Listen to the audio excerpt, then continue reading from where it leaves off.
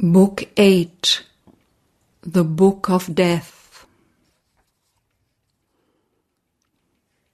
Death in the Forest.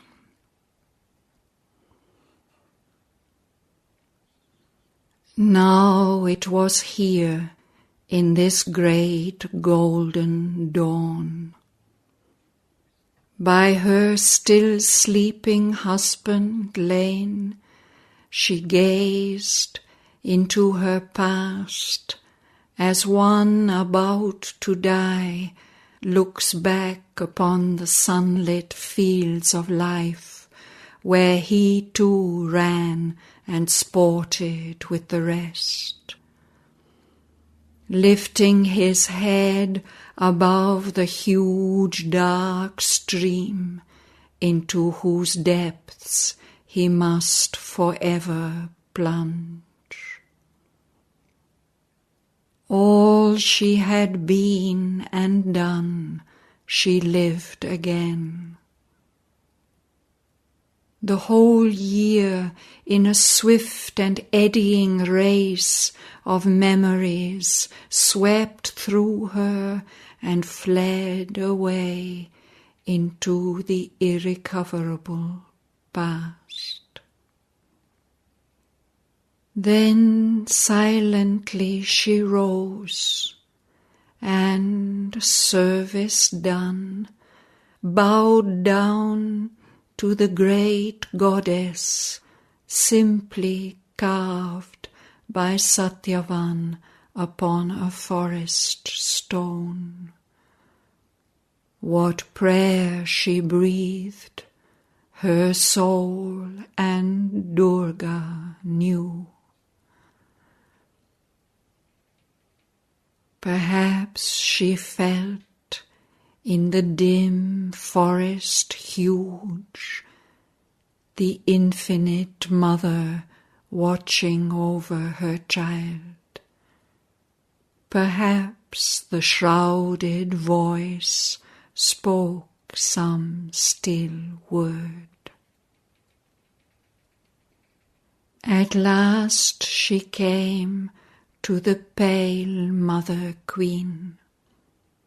She spoke, but with guarded lips and tranquil face, lest some stray word or some betraying look should let pass into the mother's unknowing breast, slaying all happiness and need to live, a dire foreknowledge of the grief to come.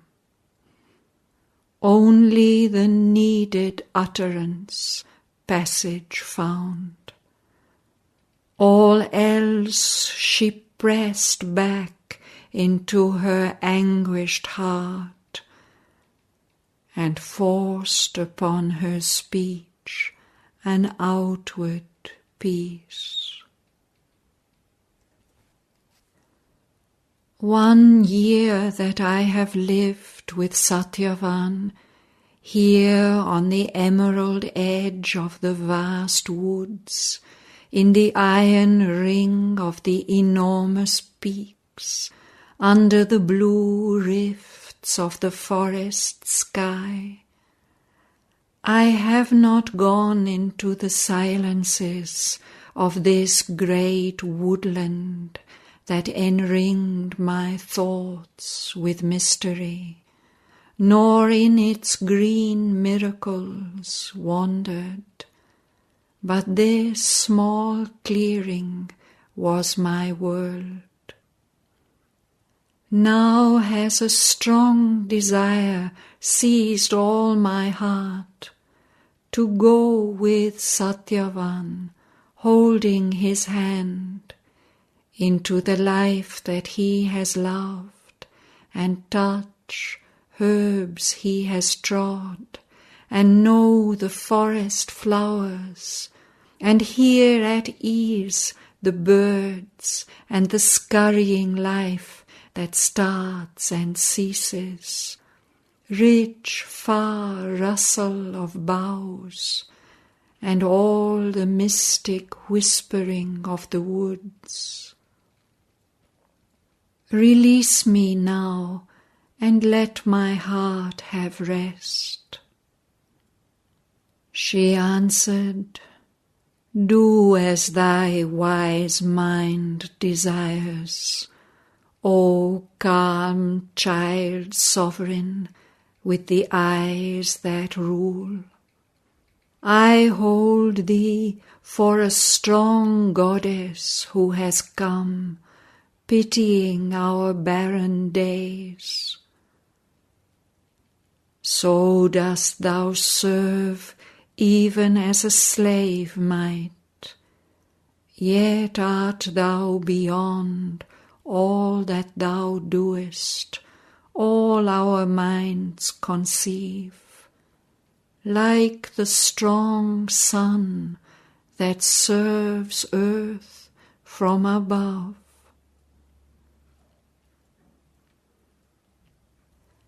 Then the doomed husband and the woman who knew went with linked hands into that solemn world where beauty and grandeur and unspoken dream, where nature's mystic silence could be felt, communing with the secrecy of God. Beside her, Satyavan walked full of joy because she moved with him through his green haunts.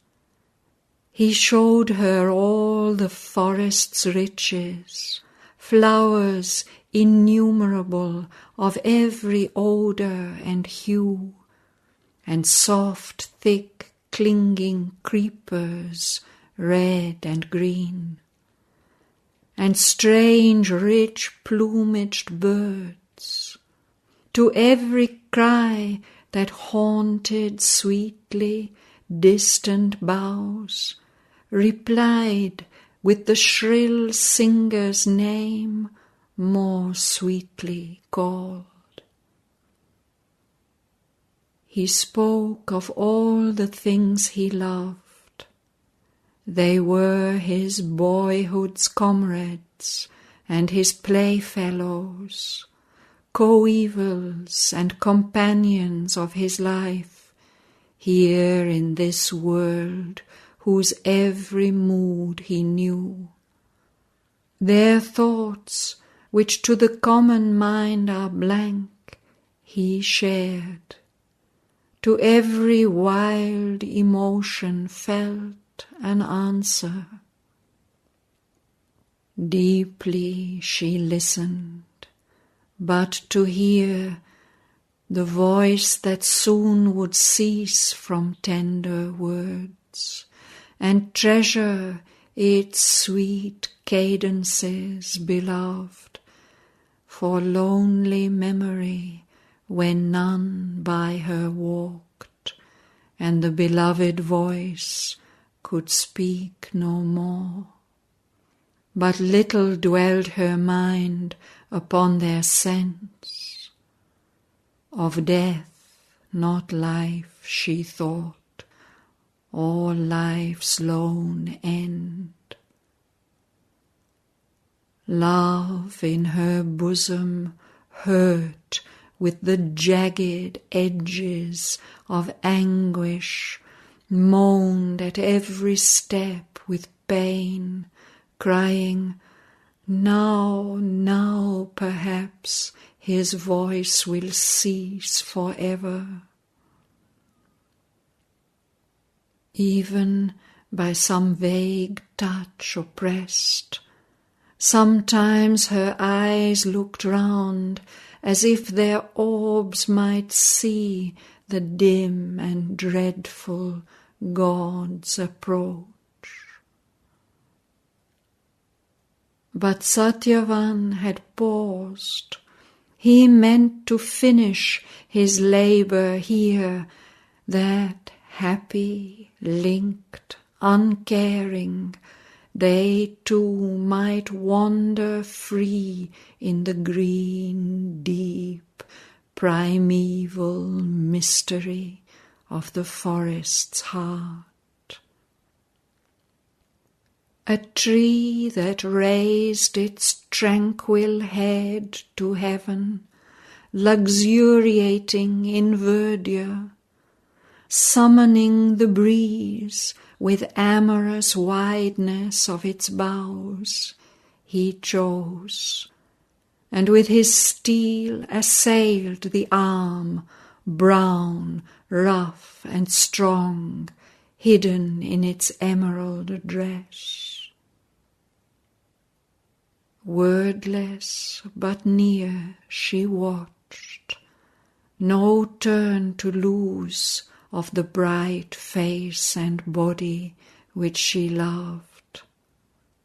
Her life was now in seconds, not in hours, and every moment she economized, like a pale merchant leaned above his store, the miser of his poor remaining gold.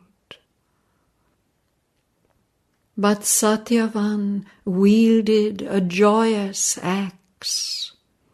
He sang high snatches of a sage's chant that pealed of conquered death and demons slain, and sometimes paused to cry to her sweet speech of love and mockery tenderer than love. She, like a pantheress, leaped upon his words and carried them into her cavern heart. But as he worked, his doom upon him came. The violent and hungry hounds of pain travelled through his body, biting as they passed silently, and all his suffering breath besieged, strove to rend life's strong heart cords and be free. Then helped, as if a beast had left its prey, a moment in a wave of rich relief, reborn to strength and happy ease, he stood, rejoicing, and resumed his confident toil, but with less seeing strokes. Now the great woodsman hewed at him, and his labour ceased. Lifting his arm, he flung away the poignant axe, far from him like an instrument of pain. She came to him in silent anguish and clasped, and he cried to her, "Savitri, a pang cleaves through my head and breast, as if the axe were piercing it and not the living branch. Such agony rends me as the tree must feel when it is sundered and must lose its life. Awhile let me lay my head upon thy lap, and guard me with thy hands from evil fate. Perhaps because thou touchest, death may pass." Then Savitri sat under branches wide, cool, green against the sun. Not the hurt tree which his keen axe had cloven, that she shunned, but leaned beneath a fortunate kingly trunk. She guarded him in her bosom, and strove to soothe his anguished brow and body with her hands. All grief and fear were dead within her now, and a great calm had fallen. The wish to lessen his suffering, the impulse that opposes pain, were the one mortal feeling left. It passed. Griefless and strong, she waited like the gods. But now his sweet, familiar hue was changed into a tarnished greyness, and his eyes dimmed over, forsaken of the clear light she loved. Only the dull and physical mind was left, vacant of the bright spirit's luminous gaze. But once before it faded wholly back, he cried out in a clinging last despair, "Savitri, Savitri, O Savitri, lean down my soul and kiss me while I die." And even as her pallid lips pressed his failed, losing last sweetness of response. His cheek pressed down her golden arm. She sought his mouth still with her living mouth, as if she could persuade his soul back with her kiss. Then grew aware they were no more alone. Something had come there, conscious, vast, and dire. Near her she felt a silent shade immense, chilling the noon, with darkness for its back. An awful hush had fallen upon the place. There was no cry of birds, no voice of beasts. A terror and an anguish filled the world, as if annihilation's mystery had taken a sensible form. A cosmic mind looked out on all from formidable eyes, contemning all with its unbearable gaze, and with immortal lids and a vast brow, it saw in its immense destroying thought all things and beings as a pitiful dream, rejecting with calm disdain nature's delight. The wordless meaning of its deep regard, voicing the unreality of things, and life that would be forever but never was, and its brief and vain recurrence without cease.